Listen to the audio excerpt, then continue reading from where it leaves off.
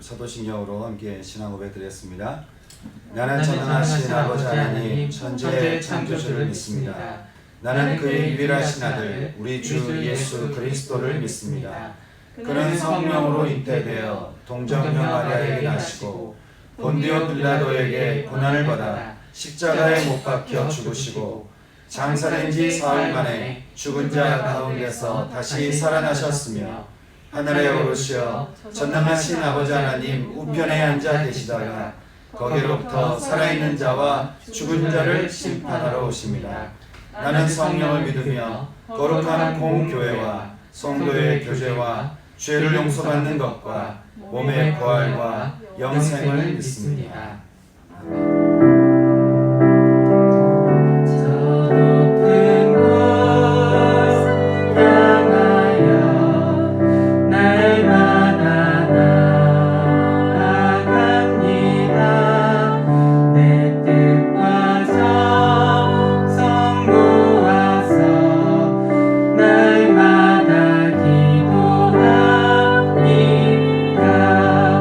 내 주여 내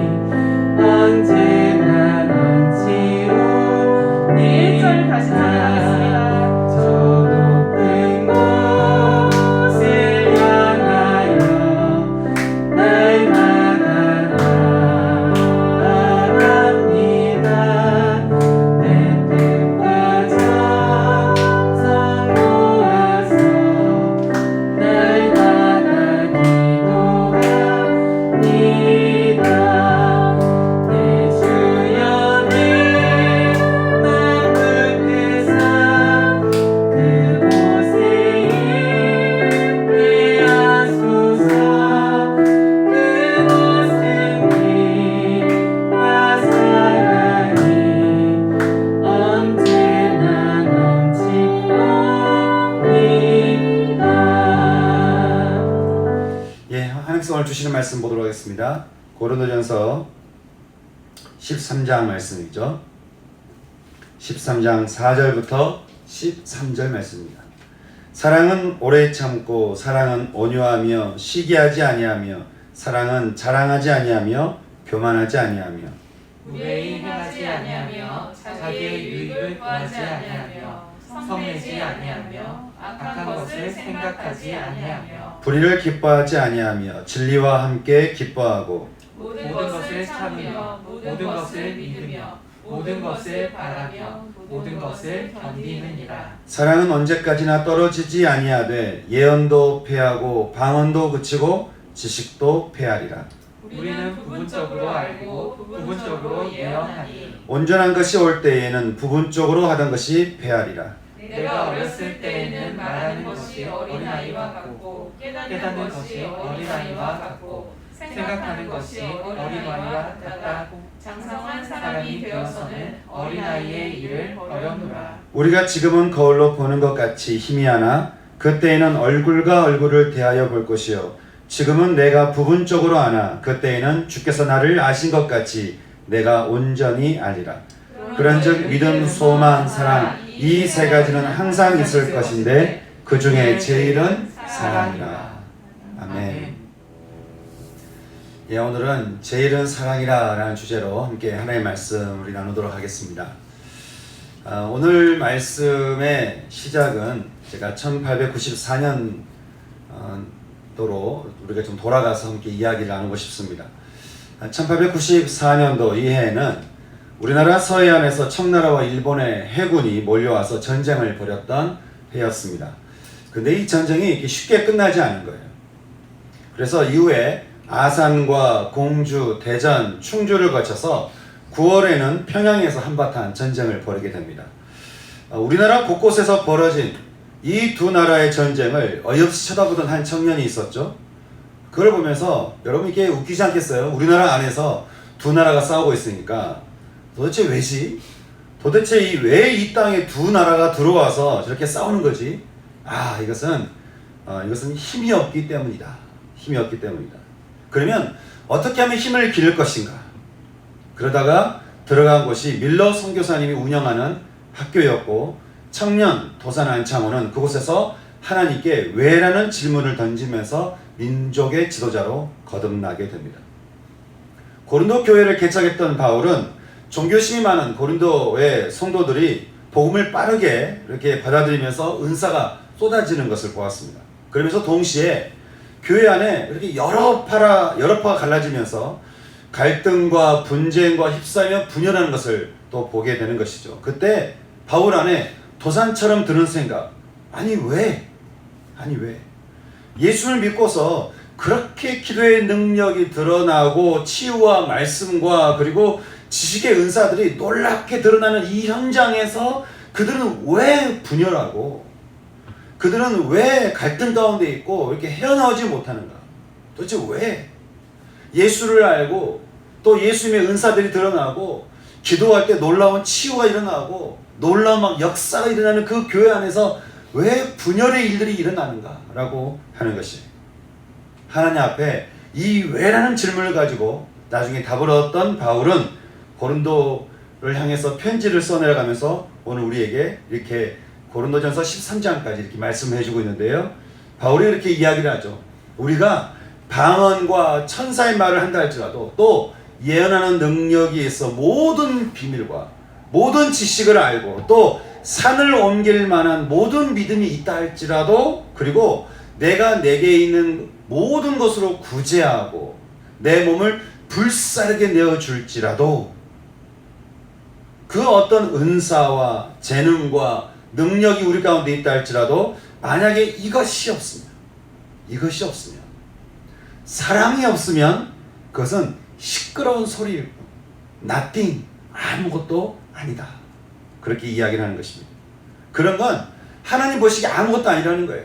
우리는 뭔가 능력과 은사와 눈에 보이는 것을 중요하게 여길지 모르겠지만 하나님이 보시기에 그것은 nothing 아무것도 아니라는 것입니다.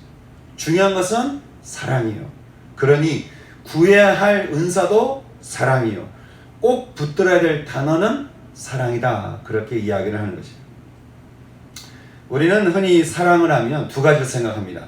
이성 간의 사랑과 이기적인 사랑입니다. 우리는 이 두 가지 사랑이 우리의 영혼을 더 외롭게 만들 뿐이라는 것을 우리는 모르지 않습니다. 여러분, 우리가 우리의 사랑을 이성간을 통해서 사랑을 채우려고 하고 또 하여간 내가 뭔가를 애를 써서 내 힘을 가지고 내가 그렇게 사랑을 채우려고 애를 쓰면 결국 얻어진 게 뭐죠? 더 큰 외로움입니다. 더 큰 외로움이에요. 여러분, 그러면 도대체 사랑이 무엇일까요? 사랑이 무엇이길래 바울은 너희가 무엇보다도 구해야 될 것이 사랑이다 라고 우리에게 말하고 있는 것일까요? 사랑에 대해서 바울은 오늘 우리에게 이렇게 말합니다. 사랑의 첫 번째, 사랑은 무엇이라고 얘기를 하죠? 사랑은 오래 참는 것이다. 그렇게 이야기를 하고 있습니다. 바울은 오늘 우리가 읽은 말씀에서 사랑을 이렇게 정의합니다. 그 첫 번째가 사랑은 오래 참는 것이다. 여기에서 참는다라고 하는 이 말은요, 기다린다라고 하는 말입니다. 기다린다.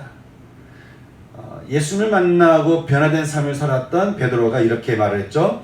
너희를 대하여 오래 참으사 아무도 멸망치 않고 다 회개하기에 이르기를 원하시느니라. 베드로가 예수를 만나다 보니까 예수님의 그 마음을 자기가 깨닫고 보니까 예수님이 그랬다는 거예요. 너희를 대하여, 본인을 말하는 거죠. 너희를 대하여 오래 참으사 멸망하지 않고 다 회개하기에 이르기를 원하셨다는 거예요. 이게 예수님의 마음이었다는 거예요. 여러분, 예수님을 좀 더 가깝게 알기 원하시면 예수님의 제자들의 글을 읽어보면 좀 가깝게 할 수 있습니다. 마태복음과 그리고 요한복음, 이게 말씀을 읽어보면 예수님과 가까이 함께 살았던 이 사람들의 이야기잖아요. 그러니까 좀 더 생동감 있게 우리가 알 수가 있는 거죠. 근데 그 베드로가 이야기하기를 예수님은 어떤 분이셨냐? 자기에 대해서 오래 참으셨다는 거예요. 그래서 나로 하여금 멸망하지 않고 회개하기에 이르기를 원하셨다는 거예요. 여러분, 베드로라고 하는 사람을 보면요, 행동도 급하고 말도 급하고 이게 감정도 불쑥불쑥이에요. 그래서 스스로를 제어하지 못해서 예수님이 잡혀가실 때 다 도망가는데 그래도 이 자기 감정이 가만히 있을 수가 없는 거예요. 그래서 감정 안에 어떻게 내가 예수님을 떠날 수 있어? 그리고 예수님을 따라가는 거죠. 따라가다가 사람한테 또 들키니까 그 감정 또 금방 식습니다. 그래서 또 놀래가지고 예수님을 욕하고 부인하지는 않나. 그러니까 나중에 예수님이 부활하신 장면을 보고도 스스로 너무 실망해가지고 베드로가 어떻게 하죠? 고향으로 돌아가서 다시 고기를 잡으려고 배를 탔던 베드로였습니다. 이런 베드로를, 여러분, 이런 베드로를 수제자 삼아서 데리고 다니며 복음을 보여주며 전하셨던 예수님의 마음은 어떻겠습니까? 여러분, 이런 베드로를 바라보면서 늘 급하죠, 늘 실수하죠, 늘 뭔가 이렇게 좌충우돌하죠. 그렇게 늘 왔다 갔다 해도 그 베드로를, 그래도 수제자입니다, 수제자. 근데 그 베드로를 데리고 다니면서 여러분, 예수님 수준을 생각하면 베드로가 어떻겠습니까? 그래도 제사장 정도는 돼야 뭘 말귀를 알아먹을 거 아니에요. 이거 뭔 말을 해도 말귀를 알아먹나? 물어보면 뭘 안다고 막 불쑥 얘기하는데 아는 것 같지는 않고, 그런 베드로를 데리고 다니면서 복음을 전하시던 예수님의 마음이 어땠을까요? 언제 어떻게 될지 모르는 좌충우돌 베드로가 참 하나님이신 예수님의 수준에서 보면 얼마나 답답하겠습니까? 그런데요, 그가 어떻게 행동을 하든, 또 그가 어떤 선택을 하든, 그리고 그가 심지어 자기를 버리고 도망가는 모습을 보면서까지 주님은 그에 대해서 어떻게 하시다고 말하고 있습니까? 그에 대해서 오랫동안 기다리시고 또 기다리시고 또 기다리셨어. 그가 멸망하지 않고 회개하기를, 여기서 회개라고 하는 것은 우리 인생이 시작되었던 그 집, 예수님, 그 천국으로 완전히 돌아설 때까지 주님이 베드로에 대해서 오랫동안 참으셨다. 도피한 베드로를 따라 갈릴리로 올라가신 예수님이 베드로를 만나시고는 그렇게 물으셨죠. Do you love me? 너 나 사랑하니? 이렇게 물으신 거예요. 너 나 아직 사랑하니? 여러분 이게 배신에 도망간 베드로에게 물으셨던 예수님의 질문이었습니다. 그리고는 베드로를 품으시고 그에게 처음 주셨던 사명, 이제부터는 고기를 낚는 어부가 아니라 사람을 낚는 어부가 되리라고는 그 말씀을 다시 해주시기를, 너는 내 양을 기르고 내 양을 먹이라는 그 인생의 사명을 주시게 됩니다. 여러분, 주님께서 참 베드로에게 주셨던 말씀, 너 나 아직 사랑하니? 그렇게 말씀하셨던 그 베드로를 향한 그 주의 말씀을 생각하게 되면 얼마나 그 마음 안에 베드로를 향한 사랑이 있었는지를 우리가 알 수 있는 것이죠. 사랑하는 여러분, 이사야 선지자가 이사야서 49장에서 우리를 택하신 하나님에 대해서 이렇게 말을 하고 있습니다. 우리를 택하신 하나님은 신실하시다는 거예요. 우리를 택하신 하나님은 신실하시다. 신실하다라고 하는 것은요, 변함이 없다라고 하는 거예요. 우리는 참 우리를 부르신 그 하나님 앞에 참 들락날락거리면서 참 변화무쌍하지만, 우리를 부르신 하나님은 언제나 그 자리에서 우리를 기다리시고 만나주시면서 완전한 회개에 이르도록 우리를 인도하신다고 하는 것이죠. 제가 예전에 방황을 참 멈추지 않으니까요, 저희 어머니께서 하셨던 말씀이 있어요. 제가 계속 방황을 하니까 저를 위해서 기도해 주시고, 상호야 내가 너를 위해서 기도한다. 근데 제가 그걸 듣지 않았어요. 여러분을 위해서도 그렇게 기도한 사람이 있을 거 아닙니까? 그렇죠? 여러분도 누군가 기도하면서 내가 너를 위해서 계속 기도한다. 그러니 방황하지 말고 주님께 돌아오라고. 근데 저희 어머니가 저를 두고 참 많이 기도해 주셨어요. 근데 돌아오라고 계속 얘기하는데 제가 마음이 돌아가지를 않는 거예요. 그러니까 한 번은 저희 어머니가 저를 앉혀놓고 그렇게 얘기하시는 거예요. 너는 참 나한테 근심의 아들이다. 근데 저희 어머니가 저한테 했던 수많은 말씀 중에 그 한마디가 제 가슴을 찔렀어요. 너는 참 내 마음의 근심의 아들이다. 근데 제가 그 말을 들으니 마음이 너무 아픈데요. 근데 제가 그 이야기를 들으면서 마음이 아팠던 이유는 뭐냐면, 그 이야기를 하시면서 저희 어머니가 제 손을 꼭 붙잡고 계시는 거예요. 여러분, 저희 어머니가 근심의 아들이라고 저를 뭐 이렇게 정죄하고 비난하고 비판하는 것이 아니고 제 손을 꼭 붙잡고 하시는 그렇게 말씀하신 이유가 뭐겠습니까? 근심의 아들아, 이제 그만 돌아오라는 거예요. 근심의 아들아, 내가 너를 포기할 수 없다는 거예요. 그러니 이제 그만 방황하고 돌아오라고 하는 거예요. 제가 그렇게 참 어머니의 기도를 제가 받고서요, 그렇게 제가 10년을 방황하던 제가 결국 있어야 될 자리로 제가 돌아오게 돼서 제가 지금 여러분 앞에 서 있게 되는데요. 어머니의 오랜 기다림, 오랜 참으신 그 사랑이 저를 회복하게 하심을 보면서 저는 우리를 향한 하나님이 얼마나 우리를 오랫동안 기다리시는지, 얼마나 우리를 위해서 참아주시는지, 얼마나 우리가 회복되기를 기다리고 또 기다리시는지, 그래서 정말 우리가 하나님 앞에 온전하게 돌아올 수 있도록, 그냥 조금 회개해서 돌아온 것이 아니고 진짜 회개하고 돌이켜서 천국 가운데로 완전하게 돌아올 수 있도록 하나님 얼마나 우리를 기다리고 또 기다린지 모른다고 하는 것이. 사랑하는 여러분, 하나님은 지금도 우리를 기다리고 계십니다. 지금도 우리에 대해서 오랫동안 참으시며 기다리시며 우리 중 누구도 멸망하지 않고 완전한 회개에 이르기를 진심으로 원하신다는 거예요. 왜요? 우리를 사랑하시기 때문에 그렇습니다.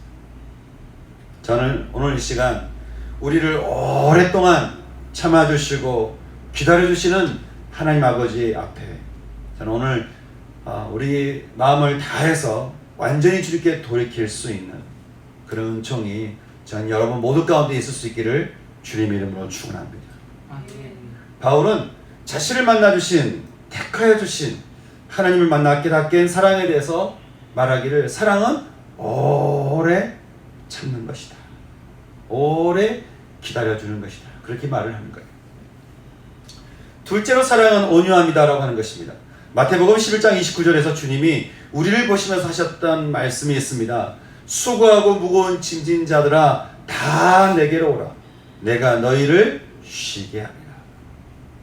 나는 마음이 온유하고 겸손하니 나의 멍에를 메고 내게 배우라. 그리하면 너희 마음이 쉼을 얻으리니 이는 내 멍에는 쉽고 내 짐은 가볍다라고 말씀하고 있다고 하는 것이죠. 수고하고 무거운 짐을 진 자들아 내게로 오라. 세상은 우리 마음에 짐을 주고 우리를 짓누르고 우리 마음을 포로되게 합니다. 그렇죠? 세상의 뉴스를 보면요, 세상의 소식을 보면 근심 걱정밖에 없어요. 근심거리밖에 없어요. 걱정거리밖에 없어요. 그렇게 우리 마음의 상함과 그렇게 아픔을 주지만 주님이 우리에게 주는 짐은 우리의 인생을 아주 쉽게 한다는 거예요. 세상은 너무 어려워요. 세상은 너무 힘들고 무거운 얘기밖에 없어요. 그렇지만 주님이 우리에게 주신 짐은 아주 가볍다는 거예요. 아주 쉽다는 거예요. 우리 아주 가볍게 해주는 것이다 라고 말씀하는 것이죠. 왜냐하면 내 마음이 온유하고 겸손하기 때문이다. 여기에서 이 온유라고 하는 단어는요, 친절을 말합니다. 친절하다. 우리를 인도하시는 주님이 친절한 분이시라는 거예요. 예전에 우리가 함께 봤던 레미제라블 영화 기억나시죠?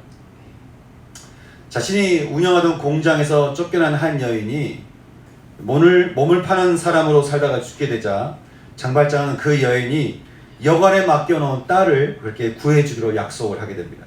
그렇게 엄마를 잃고 이상한 여관방 부부에게 학대를 당하며 자라던 꼬마 그 코세트를 찾아간 장발장은 거액을 이렇게 지불하게 되고요. 그를 구해내고는 그가 하여간 해줄 수 있는 모든 돌봄과 보호를 코세트에게 해주게 됩니다. 나중에 이 코세트가 자라서 귀족 출신 마리우스를 만나게 돼요. 근데 귀족이잖아요.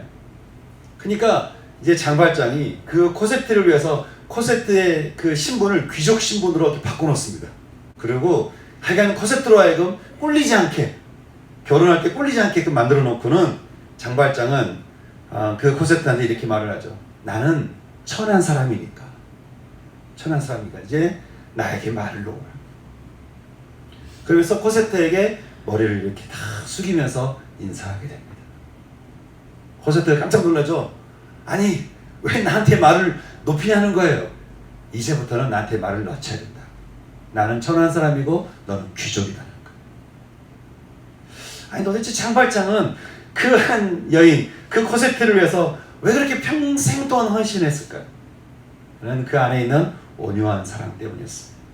그 인생을 그 코세트를 향해서 평생 동안 그 친절하게 대했던 그 온유한 사랑 때문에 그렇게 참 코세트를 향한 아름다운 이야기를 우리가 보게 되는 것이죠. 사랑하는 여러분, 우리를 위해 이 땅에 오셔서 30년을 우리 함께 살아보신 예수님께서 십자가에서 마지막 숨을 거두시기까지 그토록 모든 인류를 위해 헌신하신 이유가 뭐겠습니까? 바로 온유한 사랑 때문입니다. 우리를 존중히 여겨주시며 친절하게 하나님의 나라로 인도해 주시는 그 예수님의 사랑 때문에 우리가 지금 이렇게 생명 앞에 모인 거 아니겠습니까? 저는 끝까지 우리를 향해 온유함으로 길을 인도하신 예수님의 그 십자가의 사랑이 저는 저와 여러분 모두에게 다 충만하게 임할 수 있기를 주님의 이름으로 축복합니다. 아멘. 세 번째 말하기를 사랑은 투기하지 않는 것이다 라고 이야기하는 거예요.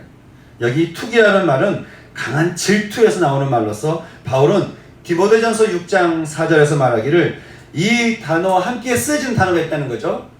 그것은 바로 분쟁과 비방과 악한 생각이라는 거예요. 분쟁과 비방과 악한 생각.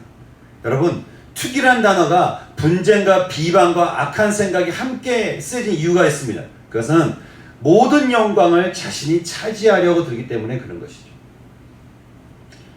누구를 만나든 무엇을 하든 무슨 공부를 하든 여러분 내 영광을 위하여 하게 되면 우리는 다른 사람에 대해서요 우리는 투기하게 됩니다. 질투하게 됩니다. 여러분, 예수님이 이 땅에 오셔서 수많은 병자들을 치유하실 때에 그들에게서 듣게 된 공통된 소리가 있습니다. 우리가 사복음서를 읽다 보면 예수 누군가를 치유하시잖아요. 그러면 꼭 치유받은 사람들이 꼭 하는 말이 있어요. 바로 뭐냐면 그들이 하나님께 영광을 드렸다. 하나님께 영광을 드렸다. 여러분, 예수님은 무엇을 하시든 그 영광이 자기에게 오지 않고 다 하나님께 가게 하셨습니다. 왜냐하면 그게 예수님이 가장 원하셨던 바람이었기 때문에 그렇죠. 우리는 뭔가를 하면 내가 영광받기를 바라요. 내가 인정받기를 바라고 내가 칭찬받기를 바라요. 그런데 주님은 이 땅에 오셔서 무엇을 하시든 누구에게 어떤 고침을 하시든 간에 모든 사람들이 자기에게 영광을 하는 것이 아니고 하나님께 영광 드리기를 그들이 주님이 원하셨다라고 하는 것이에요. 여러분, 십자가에서 죽음을 택하신 주님이 자신의 영광을 위해서 하셨겠습니까? 그러니 주님은 투기하지 않으신 것이죠. 자기가 영광 받으려고 하는 분이 십자가에서 어떻게 죽겠습니까? 베드로가 증언합니다. 그는 죄를 지지도 않으시고 그 입에 거짓도 없으시며 욕을 당하시되 맞대어 욕하지 않으시고 고난을 당하시되 위협하지 않으시고는 친히 나무에 달려 그 몸으로 우리의 죄를 담당하셨으니 이는 우리로 죄에 대하여 죽고 의에 대하여 살게 하려 하십니다. 그가 채찍에 맞음으로 너희는 나음을 얻었나니 너희가 전에는 양과 같이 길을 잃었더니 이제는 너희가 목자에게로 돌아오게 되었다라고 하는 것이죠.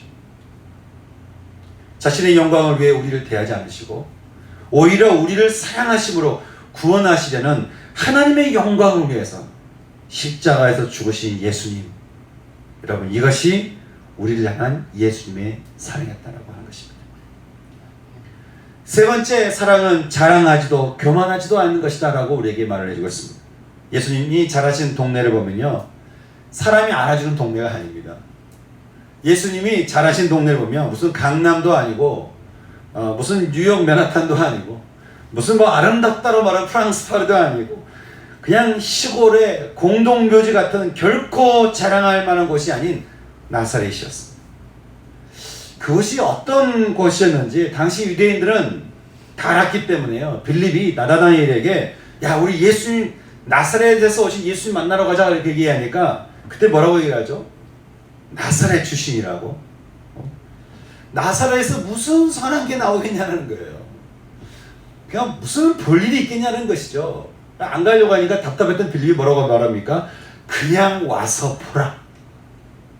그냥 와서 만나보라. 그렇게 얘기하는 것이죠. 결코, 그 말은요, 결코 자랑할 거리가 없었던, 왜 세상 사람 보기에 그 출신이 결코 자랑할 거리, 내세울 게 없었던 시골뜨기 예수님이었다는 거예요. 시골뜨기 예수님. 사람은요, 내세울 게 없잖아요. 그러면 주머니 속에 있는 먼지로 내세운다고 합니다. 뭐라도 내세우려고 하는 우리들인데도 주님은 우리 앞에 뭔가를 내세우지도 않으실 뿐 아니라 교만하지도 않으셨습니다. 교만하다라고 하는 말은 이게 부풀리다 그런 말이거든요. 자랑할 게 없으니까 부풀릴 것도 없어요. 여러분, 가장 밑자리에서, 그리고 가장 가난한 자리에서, 가장 뒷자리에서 당신의 양을 한 마리라도 놓치지 않으시려고 하는 그 사랑 때문에 여러분, 우리가 이렇게 구원받은 거 아니겠습니까? 저는 겸손으로 이 땅에 오셔서 우리 모두를 다 품어주시는 그 예수님의 사랑이 저는 여러분의 사랑으로 이렇게 다 영접될 수 있는 그런 은혜가 있기를 주님의 이름으로 축원합니다. 아멘. 넷째, 사랑은 무례히 행하지 않는 것이다, 그렇게 이야기를 합니다. 무례히 행한다라고 하는 것은 공정하지 않게 사람을 차별하며 부당하게 대우하는 것을 말합니다. 여러분, 예수님이 이 땅에 오셔서 만났던 사람들을 보면요, 뭔가 이렇게 좋았던 사람, 이렇게 뭔가 대할 만한 사람, 우리는 좀 그런 사람 만나고 싶어하잖아요. 여러분은 어떤 사람 만나고 싶어 하십니까? 여러분 만나고 싶은 사람, 뭔가 이렇게 유명한 사람, 그리고 이렇게 뭔가 잘난 사람, 뭔가 뛰어난 사람, 그런 사람을 우리가 만나고 싶어 보통 그렇게 하는데, 예수님이 땅에 오셔서 만났던 사람들은 어떤 사람인가? 뭔가 뛰어난 사람, 죄를 미워하는 선한 사람, 착한 사람, 아주 신실해 보이는 사람, 말만 딱 하면 아멘 하는 사람. 근데 주님은 그런 사람 만난 것이 아니고, 주님이 어떤 사람 만나셨죠? 그것은 죄인들, 그리고 사람들에게 참 차별받던 사람들, 세리들, 사람들이 부정하다고 말했던 사람들, 그리고 스스로도 부정한 사람들. 주님은 그런 사람들을 만나신 것이죠. 여러분, 만약에요, 예수님이 사람들을 이렇게 차별하셨다고 한다면 이 세상에 구원받을 사람이 어디 있겠습니까? 주님이 이 땅에 오셔서요, 그리고 지금도 어느 누구에게나 차별하지 않으시고 그렇게 무례히 행한 적이 없으셨고, 또 지금도 그렇다라고 성경 우리에게 증언을 해주고 있습니다. 이것이 주님의 사랑이라는 거예요. 그러니 다섯째, 그 사랑은 자기의 유익을 구하는, 결코 이기적일 수가 없는 거고요. 여섯째, 사랑은 성낼 수 없으며 스스로 감정을 제하지 못하는, 심판의 목적을 두고 우리를 주님이 대하지 않으셨고요. 일곱 번째, 악한 것을 생각하는, 악한 일을 꾸미는 그런 분도 결코 아니셨다라고 하는 것입니다. 왜냐하면 예수님의 사랑은 오직 우리의 생명, 우리의 완전한 구원에 있었기 때문이었다. 그렇게 우리에게 말씀을 해주고 있는 것이죠. 많은 사람들이요, 예수님의 이러한 예수님의 사랑을 이렇게 들으면 이렇게 뭔가 느슨해진 것이 있습니다. 이런 사랑을 우리가 들으면 참 좋잖아요, 그렇죠? 여러분, 예수님이 여러분 이렇게 사랑하신다는 사실을 믿으십니까? 아멘. 저는 이 믿음이 여러분 안에서 날로 풍성해질 수 있기를 주님의 이름으로 축원합니다. 아멘. 그런데 이 사랑을 이렇게 내가 누리게 되고 받게 되잖아요. 그러면 이 사랑 안에서 참 우리가 감동 가운데, 감격 가운데 이렇게 참 우리가 이렇게 살아가야 되는데, 많은 사람들이 이런 예수님의 사랑을 접하면 접할수록 뭔가 한 가지를 느슨하게 푸는 것이 있는데, 그것은 바로 죄라고 하는 것이에요. 죄, 자꾸 사랑 얘기를 듣다 보니까 죄에 대해서 이렇게 느슨해지는 것이에요. 정욕은 정욕대로, 사람들에게 교만은 교만대로, 또 자신의 영광을 위해 살다가는 예수님은 또 사랑이시니까 예수님의 잠깐 뉘우치는 것으로 사는 사람들이 얼마나 많은지 모릅니다. 근데 바울은 말합니다. 오늘 우리가 읽었던 말씀에서 여덟 번째, 사랑이란 뭐죠? 불의를 기뻐하는 것이 아니라고 하는 것입니다.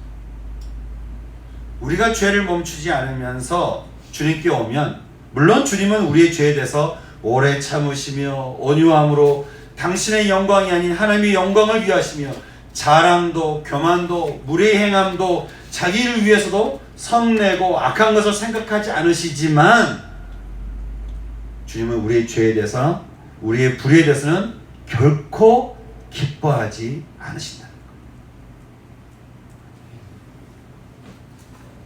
예수님의 사랑만 품고 계속 끊임없이 죄를 짓는 그 죄에 대해서는 하나님이 어떻게 해요?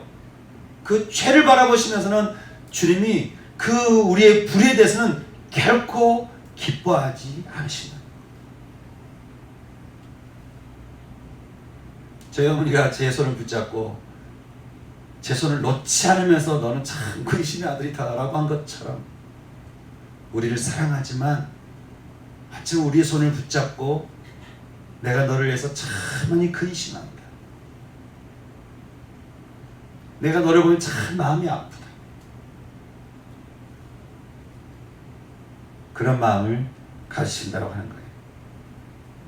죄에 대해서는 결코 기쁨이 없으신 하나님, 그러나 진리 앞에 머리 숙이는 사람들에 대해서는 하나님 어떻게 말씀하시죠? 그것은 기뻐하신다. 그래서 하나님은 모든 것을 참으며 모든 것을 바라며 모든 것을 이렇게 견디시니, 다른 모든 것들은 다 없어지겠지만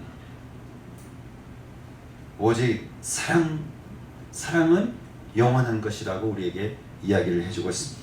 바울은요, 그래서 말하기를 내가 이것을 어렸을 때는 이제 막 뭔가 신앙을 배울 때는 여기서 이 바울이 어렸다라고 하는 말은 실제 나이가 어렸다는 것을 말하는 게 아닙니다. 당시 예수님을 처음 믿었을 때에 바울은 당시 알아주는 율법학자였습니다. 아주 뛰어난 지식자였고요. 뛰어난 학식자였습니다. 모든 사람이 이렇게 존경할 만한 사람이었습니다. 대단한 수준을 가진 지식의 소유자였지만 바울이 예수를 만났을 때는 자신은 그 사랑 안에서 자기가 얼마나 어린 사람인가, 내가 얼마나 그 사랑을 모르는가, 나는 온통 율법만 알고 있지 그 사랑을 내가 모르고 있었다는 사실을 바울이 알고는 사랑 안에서 내가 얼마나 어린 사람인가 그런 생각을 하는 거예요. 그래서 사랑 안에서 참 자기가 너무 어렸다라고 하는 것이죠. 그때는 바울이 말하는 것도 애 같고 깨닫는 것도 애 같고 뭐 좀 알면 다 아는 것 같고 뭐 좀 깨달았다 싶으면 뭐 세상 모든 걸 다 깨달은 것 같이 구는 그런 어린아이와 같았다라고 하는 거예요. 또 생각하는 게 어린아이와 같았지만 우리가 요즘에 우리 아이들 보면 우리 주한이가 요즘에 하는 말이 아니야 뭐 얘기하잖아요. 뭐 얘기하면 아니야 얘기하는데 그러니까 그 얘기 들으면서 우리 박윤 사모가 지가 뭘 안다고 아니야 이렇게 얘기를 하죠. 근데 우리 주한이 수준에서는 아니야 얘기하는 거예요. 이렇게 어린아이 입장에서 그냥 어린아이로 있을 때는 그냥 뭐 생각하는 거 말하는 거 깨닫는 거 모든 것이 다 그렇게 애 같았다라고 하는 것이죠. 근데 그 사랑 안에서 바울이 이제 사랑을 먹고 사랑을 경험하고 사랑 안에서 그렇게 기뻐하고 그 사랑을 받고 누리고 거기서 성장하면서부터는 이제는 애같이 구는 것을 버렸습니다. 지금은 거울로 보는 것과 같이 그 사랑을 대하고 지금은 부분적으로만 만나게 된 사랑이지만 언젠가 우리는 얼굴을 대면하며 그 사랑을 볼 것이요 그때는 그 사랑을 내가 온전히 알게 될 것이다. 그러니 산을 옮길 만한 믿음도 좋고 또 미래를 향한 소망을 품고 사는 것도 좋지만 그 중에 제일은 우리가 붙들어야 될 것은 사랑이라. 바울은요 고린도 교회 성도들에게 말하기를 너희에게도 똑같이만 이 사랑 앞에 결국 바울이 말한 것은 너희가 언제까지 그렇게 애처럼 굴 거냐 이거예요. 언제까지 그렇게 애같이 생활하고 깨닫는 것이 애 같고 생각하는 것이 애처럼 그렇게 굴 거냐라고 하는 것이죠. 여러분 아이의 특징이 뭡니까? 말하고 깨닫는 것 이 모든 것이 아이의 특징이 뭐냐면 세상에 다 내 중심이에요. 남이 안 보여요. 다 내 중심입니다. 모든 걸 내 중심으로 해석합니다. 세상 사람들은 다 나를 위해 존재합니다. 다른 사람이 안 보여요. 오직 나예요. 나. 사랑을 받아도 나. 무조건 다 나인 것이죠. 언제까지 그렇게 애처럼 반응할 거냐고 하는 거예요. 하나님의 그 무한한 사랑, 그 우주 같은 사랑, 셀 수 없는, 알 수 없는 그 기가 막힌 우주 같은 넓은 그 사랑을 받아서 언제까지 그렇게 애처럼만 굴 거냐라고 하는 거예요.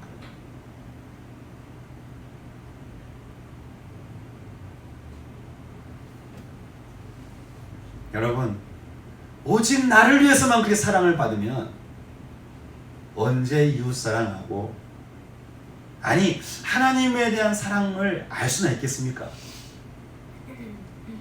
모든 게 내 중심적으로 생각하면 여러분 성경을 읽을 때 성경 속에서 우리를 사랑하시는 하나님의 그 글들이 이해되겠습니까?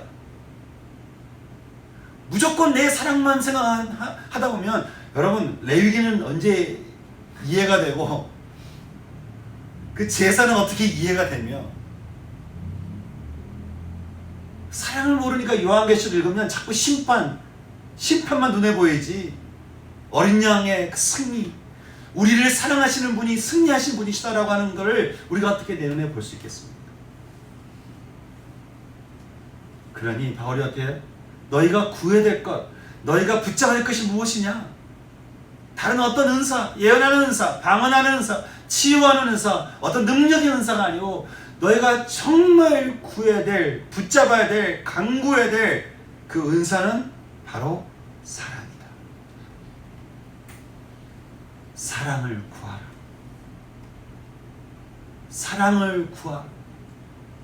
하나님, 주님의 사랑이 내 안에 충만하게 원하고, 하나님 그 사랑 안에서 제가 가족을 사랑하고 이웃을 사랑하고 또 나라를 사랑하고 무엇보다도 하나님을 사랑할 수 있는 제가 되기를 원합니다. 사랑의 은사를 구하라. 모든 기도 제목에 무엇보다도 기도할 것 사랑을 구하라. 그리고 또 한 가지, 너희가 성장할 때 사랑 안에서 성장하라는 거예요. 모든 성장의 배경이 예수 그리스도의 십자가의 사랑 안에서 성장하라는 거예요. 세상의 인정과 세상의 칭찬과 세상이 말하는 어떤 그 안에서 성장하는 것이 아니고 우리를 사랑하시는 십자가의 예수님의 사랑 그 자리에서 성장하라는 거예요.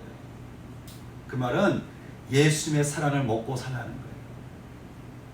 십자가의 그 희생의 사랑을 먹고 살라는 거예요. 여러분, 그 사랑을 먹고 살면요, 그럼 나를 위해 살기가 어렵습니다. 계속해서 정욕과 교만과 이생의 자랑을 따라 살기가 어려워져요. 예수님의 사랑을 받으면 받을수록 우리가 죄성을 따라 사는 것 자체가 힘겨워지고 죄성을 따라 사는 것 자체가 버거워져요. 그를 살기를 원치 않게 됩니다. 율법을 지키는 것이 하나님의 사랑, 우리가 그리스도의 삶을 살아가는 것이 아니라 십자가의 사랑 안에서 그 사랑을 먹고 그 사랑을 마시며 살아갈 때 우리는 진짜 구원의 은혜를, 감격을 경험할 수 있다는 거예요. 그러니 어떻게 해요? 사랑, 십자가의 그 예수님의 사랑 안에서 성장하는 거예요. 사랑하는 여러분, 저는 오늘 바울이 사실은 이 고린도전서 13장의 말씀은 마치 우리가 뭔가를 해야 될 것 같은 이런 말씀으로 이해하기 쉽습니다. 아니요. 성경은 우리가 뭔가 해야 되는 게 아니에요. 예수님의 이야기입니다. 고린도전서 13장의 사랑은 우리가 해야 되는 사랑이 아니고 우리를 향한 예수님의 사랑이에요. 우리를 향한 하나님의 사랑이에요. 우리를 향한 성령님의 사랑이에요. 이 사랑이 우리에게 임하게 될 때 우리 삶이 변화된다라고 이야기를 하면서, 그러니 너희가 구해야 될 것이 무엇이냐?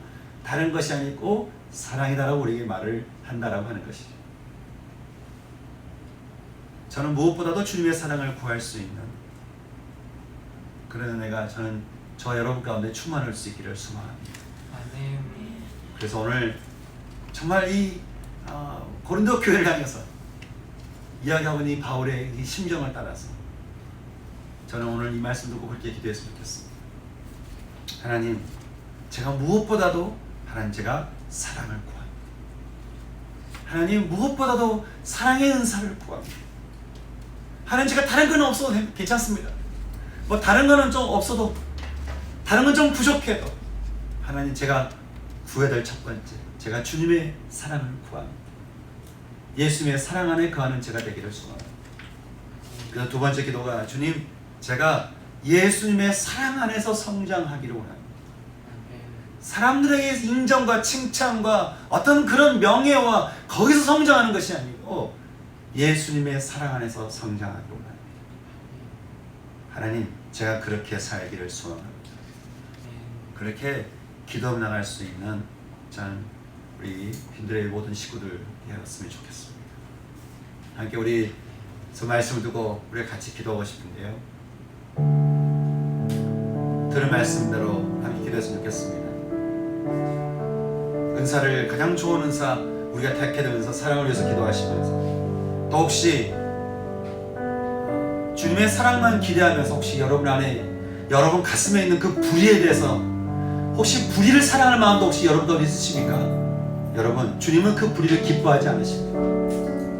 어쩌면 주님은 여러분의 손을 붙들고 그렇게 말할지 모르겠어요. 내 근심의 자녀야, 나에게 돌아와.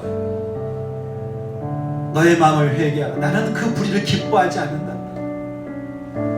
정말 주님의 사랑을 받기 원하신다면 여러분의 불의를 하나님께 회개하시면서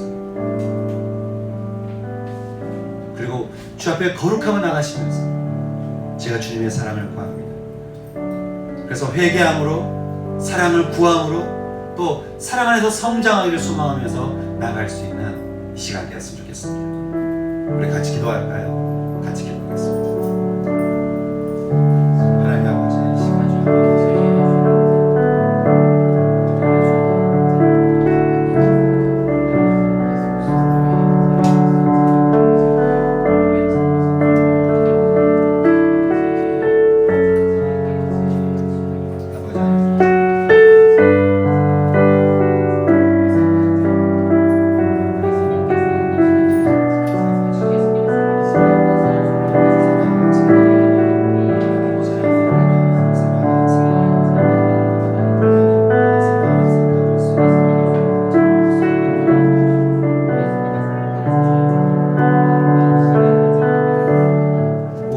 주님의 사랑, 하나님 이 사랑의 말씀을 마음에 품고 그냥 귀로 듣고 넘어가는 것이 아니고 이제는 그 사랑을 마음에 품고 하나님 그 사랑을 따라서 살며 그 사랑 위에 인생의 집을 짓고 그렇게 사랑의 삶을 살아갈 수 있는 하나님 성도를 낼 수 있기를 좀 기도합니다. 하나님 사랑 없는 우리의 삶에서 인생의 집을 짓는 것이 아니고 완전한 주님의 사랑 안에서 집을 짓고 그 안에서 살아갈 수 있는 우리 성도를 될 수 있도록 인도하여 주시옵소서. 많이 부족합니다. 연약합니다. 그래서 구합니다. 오래 참으신 주님, 지금도 우리를 참으시고 또 참으시고 또 참으신 줄 압니다. 또 기다리시고 또 기다리시고 기다리신 줄 압니다. 감사합니다. 주님의 기다리신 이 사랑 안에서 하나님 온전히 우리 마음에 무릎을 꿇고 그 사랑을 받아들이고 그 사랑 안에서 살아갈 수 있는 성도를 될 수 있도록 교회 될 수 있도록 인도하여 주시옵소서. 그렇게 인도하시 주 믿사오며 감사드리고 이번 말씀 예수님의 이름으로 기도드렸습니다. 이제는 우리를 구원하신 우리 주 예수 그리스도의 은혜와 끝까지 사랑하시는 하나님 아버지의 크신 사랑하심과 날마다 우리를 위해서 기도하시는 성령 하나님의 충만 역사하심이 오늘 주의 말씀 마음에 품고 제일은 사랑이다 라고는 이 말씀을 따라 살기를 소망하며 나가는 주의 성도들 머리 위에 빈들의 풍성한 교회 위에 이제로부터 영원토록 함께 하시기를 축원하옵나이다. 아멘.